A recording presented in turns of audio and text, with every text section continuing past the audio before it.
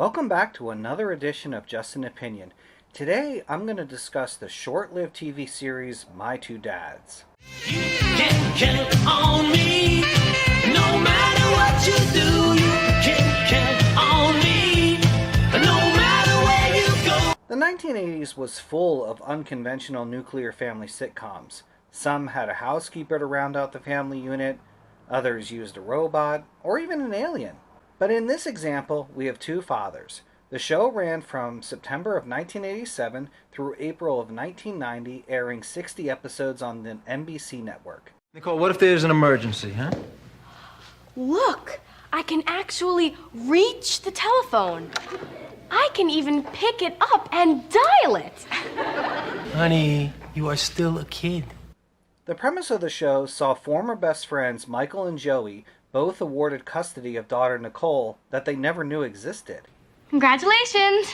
It's a girl. The mother was a former lover of both gentlemen, which led to their falling out, actually.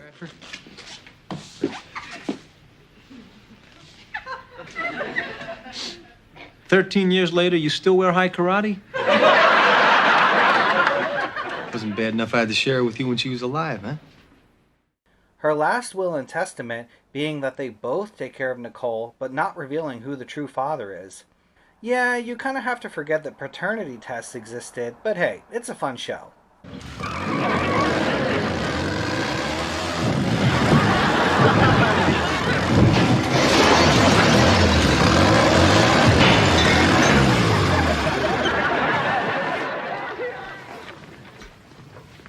Cupcakes. Party one. A constant on the show was the bickering between Michael and Joey. You're a marriage counselor. We are no way like married people. Describe your relationship to me. We live together, we raise a child, we fight like hell. So what, every Thursday then? Sometimes they fought over parenting methods. I don't want her growing up here, and I don't want to grow up here either. And I'll tell you something else, too. You want to play uptown parent? You play it alone. No! Fine, I'll help you pack. No! My fathers are getting a divorce. But other times, they just fought because of how different they were. Breakfast. Wait, why don't you bring him some gummy bears, too? Oh, wait, now you got a problem with what I eat for breakfast, too? Oh, no, I got no problem. Why don't you just eat your way up the food chain, babe? That's it. Okay, boys. The show was kind of like The Odd Couple with a kid. But ultimately, the show centered on Nicole's growing up with her new family and all the crazy adventures in between. You have the right to tell me how to live my life. But when I try to give you a well-intended piece of advice, like your date stinks, then I have violated the supreme rule of the universe, which is the advice only flows in one direction, from your mouth to my life. Oh, I almost completely forgot to tell you. She hates you now. So let's get into characters. Fresh off of his portrayal of the Colonial Marines and aliens, we get Michael, played by Paul Reiser. Joe! Guess what today is? Well, I give up. Come on, guess. I want you to take a guess. Friday. Friday. It's Friday. You know what's special about today? What? Today's the day I'm going to kill you. Michael was the more pragmatic of the two dads. Okay, no, you put me in this terrible position. Nicole wants to go to this concert, so you, of course, you think it's swell, and I'm the only one left who has to say no, because you and Peter Pan don't understand the meaning of the word responsibility. Come on, Michael's school is every day. How often does a 12-year-old kid get to be a big shot? Michael's anxiety sometimes got the best of him. But as much as he'd hate to admit it, Joey helped him both relax and grow as both a man and a father. One of us is Nicole's natural father. So let's say they find out it's me. You think that's going to prevent Nicole from calling Joey dad? Or that I'd wanted to? Or if they find out he's the father and they move to Alaska, you think anything would stop me from moving into the igloo next door? Right? Right. The other dad was Joey, played by Greg Evigan. Joey was a whimsical, free spirit who saw having a daughter as an endless opportunity to have fun. You know what happened in school yesterday with Rebecca? Now, Rebecca, that's the one that's trying to get David to notice her, right? Right, except David... David's got the crush on Amy Logan. Right, except Amy doesn't know that David's alive. But Joey sometimes didn't understand that being a parent means toning down on some of your own extracurricular activities. For him in particular, his womanizing. A cozy little chat between my daughter and her new naked friend. I think I should get dressed. See, that would be a good plan. And, you may need these. Those are mine. Joey offered Nicole his full support in discovering her creative side, he himself being a professional artist, and he sang too. You can count on me. No matter what you do, you can count on me. No matter where you go, I'm standing by your side. I'll be right behind. No one loves you more than I do. Put your hand in mine. Well, that sounds familiar. Staci Keenan played Nicole. This is Mr. Beebles. I tell him my troubles. Hey, Mr. Beebles. And this... Whoops.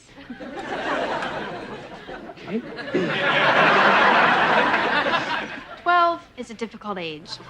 Despite being raised by her mother, Nicole was inherently her father's child, very much a combination of both. No, not a bug. The bug. The mother bug. Ick, do something. Hey, Mikey, we got an icky bug problem. What are we gonna do, huh? All right, Joe, here. This definitely helped, considering Nicole very often had to play peacemaker between the two contrasting dads. You're right. What? One more honest question. What? Are you going to keep arguing like this for years and years and years? And years. Good.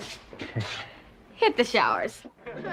Nicole was an intelligent and creative young woman, but that's not to say she didn't get into some mischief. And she was pretty crafty too, sometimes playing the dads against each other so that she could benefit. My friend Cindy's out with her boyfriend, and her mother doesn't like him, so I told her Cindy was with me tonight.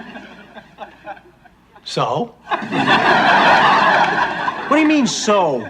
I mean, so. So what? So what's the big deal? So we can probably forget the whole thing because 2 against 1. You might ask, what legal official would facilitate the shared custody of a daughter with 2 dads? Well, the answer to that is Judge Margaret Wilbur, affectionately known as Judge, played by Florence Stanley. Good morning, honey. She was undoubtedly the funniest character on the show and my personal favorite. Her continued presence was explained that she actually bought the building where the family lived, just so she could keep an eye on them. Look, Michael, I told you I can't have this kind of thing in my building. I've called the police, told them it was an emergency. That means they'll be here in about 2 hours. Meanwhile, let's conga.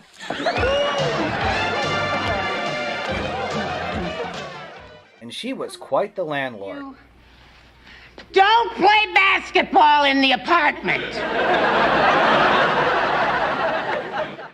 Her snarky comments were included with the price of rent. You know, when I'm compassionate like this, it makes me nauseous. The judge served as a counseled elder for the boys. There's only one thing that's important, and I'm going to tell you what it is. That broken foot is not your fault. Life broke it, life will fix it, and then life will break something else. And she was also kind of a surrogate mother for Nicole in certain situations. The reason she's popular is not the kind of popularity you want. And the boys who ask her out because of the size of her chest, they're not the boys you want to know. Thanks for talking to me, Judge. I'm not done yet. For supporting characters, we first have Shelby, played by Amy Hathaway. Shelby was a bit more rebellious than Nicole. He thinks he's gonna sleep with me Saturday night? Why aren't you getting the words right? Nicole, I've been working on getting him to ask me out for the past 5 months. Shelby! Nicole, I really don't see how what I choose to do or not to do with Gary affects our friendship or your life. But luckily, she saw the good example in Nicole, which helped her focus on what's important. Well, didn't you know? Friends influence friends. Gee, sometimes it works. But she did have a unique effect on young boys. Nicole, observe. I'll take questions at the end of the presentation.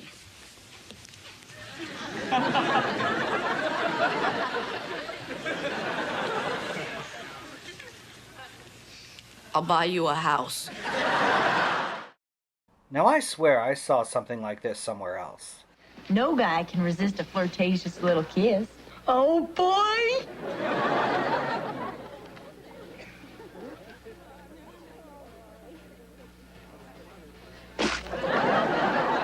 He's now ready to spend money on me. I'd buy you a house. Another friend of Nicole was Corey, played by Giovanni Ribisi. Hello? Corey literally grew up on the show. He was very sweet, often impressionable, especially by Joey.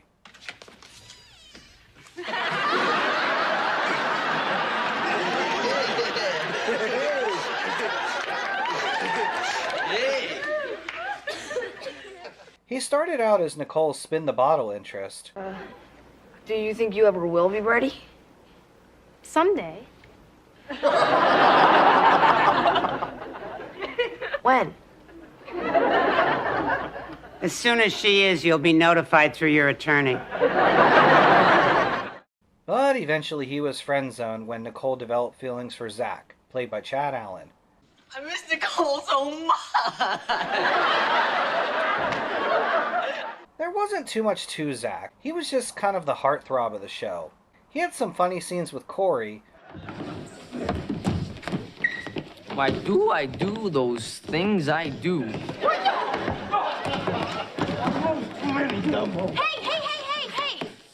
Hello, Nicole. Shelby. What are you guys doing on the floor? We're defending you. Nice job.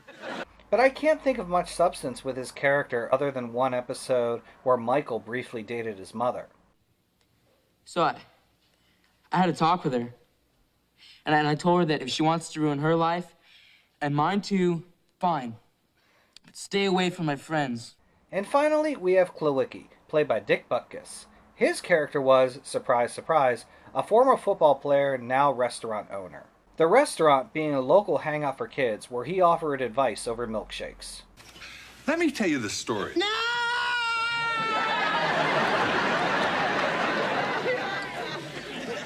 You know, in football, you don't get fired, you get traded. And it's in the paper and everybody reads about it. So, who you get traded for kind of lets you know what you're worth. For example, in 1978, I was traded to Atlanta for a bucket of chicken. Klawicki's character left the series after season 2, and the judge took over the restaurant. Because, well, why not? It's salty, crusty, and tough. You wanted to see me? You cook these eggs? Yeah. Julian's not here yet, so I made you breakfast. What do you think? Oh, they're good. As stated before, the show mostly focused on the family unit. At first, there were many adjustments for everyone involved. That's correct. My date dumped me. Oh, that must be humiliating. You wait, it's gonna happen to you too, Joey, because you've got what I've got, a kid. Robin dumped me because I've got a kid. Joey and Michael fought over everything. Predictable? Hey, I am not predictable. Oh, very funny. Joe, cut it out. Hey, I am not that predictable. Same old Michael, same what, old Michael. How is that bad? What is wrong with wanting to do traditional holiday things at a traditional holiday time? I'm not saying there's anything wrong. Gotcha. The traditional holiday tradition argument. But one thing they could agree on was that their lives were changed forever, for the better, with the addition of Nicole. I didn't get you guys anything. It's okay. Your mother did. But they were bound to make some mistakes along the way. What do you think we should do? I don't know. No, come on. You really don't know? Nope. Come on, what are you talking about? I always thought of this as like a test. I mean, Nicole's got a problem, we try to figure out the answer ourselves. If we can't, we look to the back of the book, and there you are. There actually was one episode where Michael and Joey did take a paternity test to find out who the real dad was. Ever since we got you, we have tried to make you comfortable with the fact that you have two fathers. I'm comfortable. Yeah, but Michael and I aren't comfortable anymore. We want to know which one of us is your real father. We're two different people. Both. But in the end, when each of them pictured the possibility of not being Nicole's real father, they decided it wasn't worth it. My Two Dads was connected to another contemporary show, having two crossover episodes with the sitcom powerhouse Night Court. Believe it or not, Your Honor, this is Mr. Strebeck's third offense. Maybe we should send him to Sing Sing.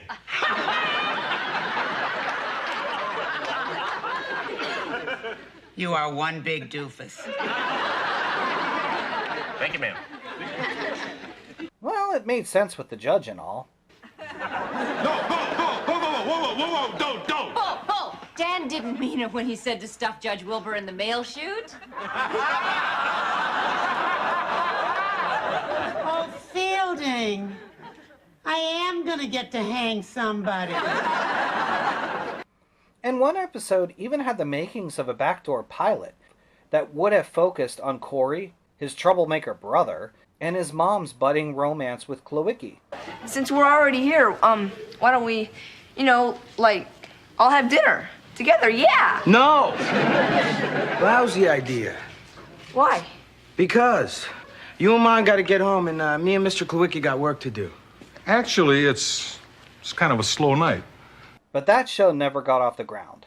As far as my favorite episode, well, I have two. One featured Nicole with her friends having a few beers at a party.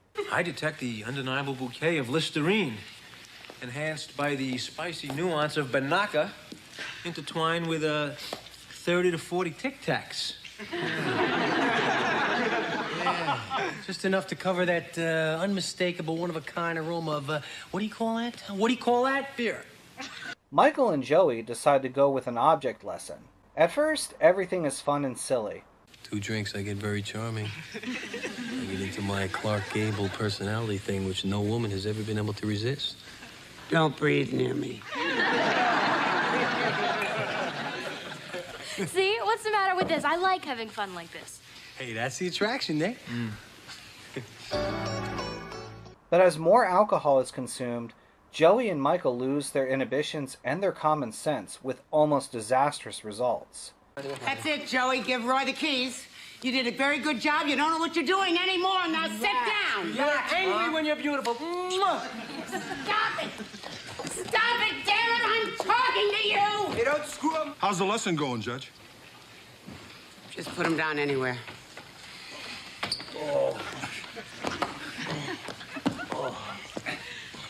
Luckily, Nicole is able to learn her lesson with everyone safe and sound, but probably with a big hangover the next day. The other episode featured multiple dreams where Nicole is reunited with her mom, Marcy.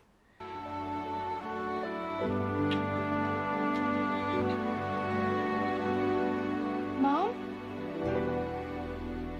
In one sequence, her mom is married to Michael, but there's no Joey. You should start thinking about college. Well, I just started high school. It takes a lot of planning on our parts, to make sure that your life is, what's the word? Perfect. Perfect. Hey, they can't see me. Why not? Because I don't exist. Look, you got your mom married to Michael. The only way either one of us could have been with her is if the other guy never existed. And in the other vision, her mom is married to Joey, but Michael is not in the picture. Hey, let's all go. Well, I'd love to, but I've got school. You'd rather go to school? You're giving me the choice? Michael, I don't understand. First I dreamed my life was perfect, but it wasn't. Now my life is fun, but it's not. What am I dreaming? Nicole awakens, missing her mom, of course, but happy for the life that she does have and everything that Michael and Joey add to it, together. The fact that you're friends makes my life perfectly fun. You should be real happy to know each other. Think she's right about that? In her dreams. Unlike many short-lived sitcoms, this one actually had a finale. I don't know about the ratings or reviews that led to the show's demise. So now what do we do? We just jump him? Did you sign your will? Yeah. Go ahead.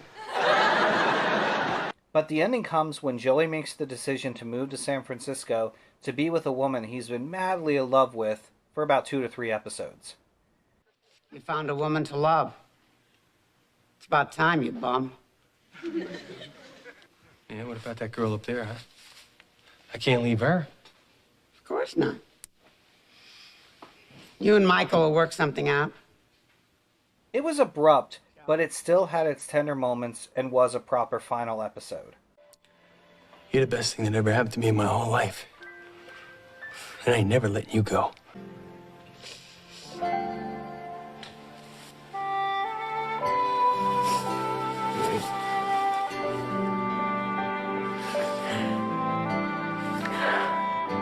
After the show ended, the main cast all went on to new sitcoms. Staci Keenan would enjoy huge success on the forthcoming sitcom Step by Step. There was even a nice little coincidental meeting on My Two Dads. For some reason, I feel drawn to you, like I knew you in a previous life.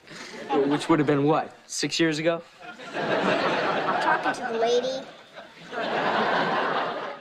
Paul Reiser went on to huge success with Mad About You. Florence Stanley went on to voice Grandma Ethel on Dinosaurs. You eat it. You want to open your mouth, or you want me to feed you to a pterodactyl? La la. And Greg Evigan went on to the short-lived series P.S.I. Love You. The show had a second life with reruns on the USA Network, and Shout Factory released the first 2 seasons on DVD, including a reunion with Joey and Nicole. I guess Michael was tied up and unable to make it. I do not respond to my child name anymore. And what name will you respond to now?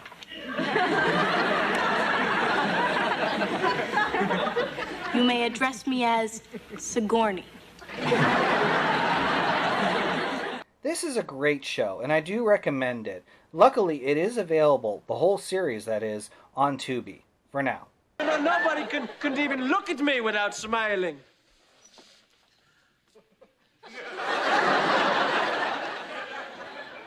I thought I told you. No pets. Thank you so much for watching, and please leave a comment.